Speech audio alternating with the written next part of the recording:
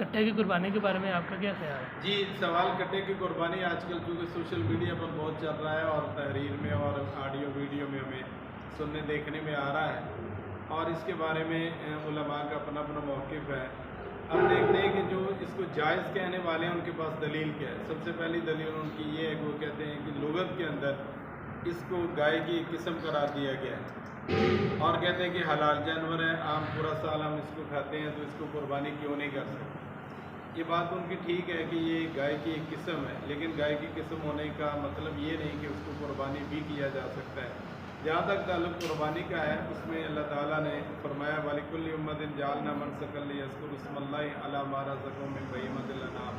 بہیمۃ الانعام کا ذکر ہے اور ثمانیۃ ازواج، 8 جوڑوں کا ذکر ہے، اونٹ، گائے، بھیڑ، بکری، نر اور مادہ، یہ 8 جوڑے ان کا ذکر ہے۔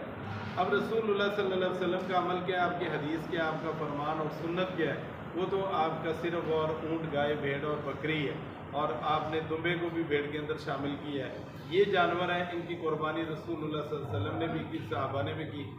اور جو کہتے ہیں کہ یہ جائز ہے، ان کے پاس یہ اعتراض ہے کہ اس وقت رسول اللہ صلی اللہ علیہ وسلم کے زمانے میں کٹا اور بھینس تھا ہی نہیں، اس لیے آپ نے نہیں کیا، اگر ہوتا تو شاید آپ کر لیتے۔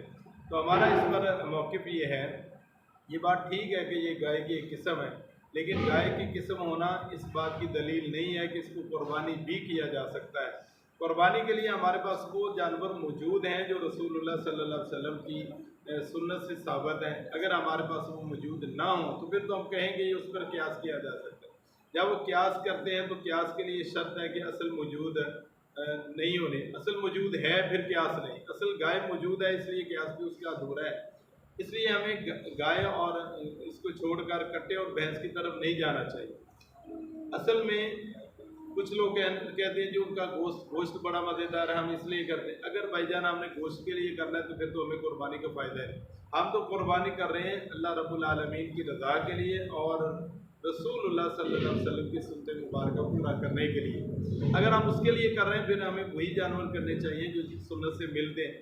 آگے پیچھے ہمارا دعویٰ یہ ہوتا ہے کہ ہم سنت پر عمل کرنے والے، ہم سنت کو ترجیح دینے والے ہیں، اور جب قربانی کی باری آتی ہے پھر ہم کہتے ہیں جی نہیں، کٹے کی قربانی بھی جائز ہے، وہ بھی، اس کی بھی ساری۔ ویسے بھی اگر اس کو سائنٹیفک پوائنٹ آف ویو سے دیکھا جائے تو بھینس اور گائے یہ ایک جنس سے نہیں بنتی، ان کی عادات الگ ہیں، ان کے خصائص الگ ہیں، اور ان کا آج تک دنیا میں کبھی بھی انٹرکورس ہوا ہی نہیں، اس لیے یہ ان کی ایک قسم نہیں ہو سکتا۔ بہرحال وہ تو ایک سائنس کا نقطہ نظر ہے، ہم اس بات کو ترجیح دیتے ہیں کہ رسول اللہ صلی اللہ علیہ وسلم کی سنت سے یہ ثابت نہیں ہے۔ جب ہم آگے پیچھے سنت کا نام لیتے ہیں اور سنت کا راگ جو ہے وہ بولتے رہتے ہیں اور کہتے رہتے ہیں سنت سنت سنت، یہاں آ کر جو ہے وہ سنت والے بھی پھسل جاتے ہیں، وہ کہتے ہیں نہیں جی کٹا بھی کر لو، اور وہ کٹا کھولنے کی طرف آ جاتے ہیں۔ ہمیں اس طرف نہیں جانا چاہیے، سنت کو ترجیح دینی چاہیے۔ ہاں جن ممالک میں یہ چیز نہیں پائی جاتی، مثال کے طور پر جو میرے علم میں ہے، نیپال ہے، مالدیپ ہے، وہاں پر بھیڑ اور بکریاں نہیں ہوتی، یہ چھوٹا جانور تو ختم ہو گیا، اور وہاں پر گائے وہ کرنے نہیں دیتے، ان کی ایک مجبوری ہے، وہاں پر دوسرے مذاہب کو ہولڈ ہے، اس لیے گائے بھی گئی اور بھیڑ اور بکریاں۔ آخری آپشن ان کے پاس، نیپال اور مالدیپ کے لوگوں کے پاس صرف اونٹ ہے۔ اگر اونٹ ان کی طاقت میں ہے تو وہ کریں، اگر نہیں ہے تو پھر گائے پر قیاس کرتے ہوئے بھینس کو کر سکتے ہیں۔ یا جیسے ہمارے انڈیا کے کچھ علاقے ہیں، پہلے تو کچھ اجازت تھی مخصوص علاقوں میں جہاں پر مسلمانوں کو ہولڈ تھا، جب سے مودی سرکار آئے ہیں اور انہوں نے یہ ظلم اور زیادتی شروع کی ہے تب سے تو اور زیادہ پابندی لگی۔ اب گائے کے آپشن ان کے پاس نہیں ہے، اب وہ قیاس کر سکتے ہیں کہ وہ کٹے کی قربانی کریں۔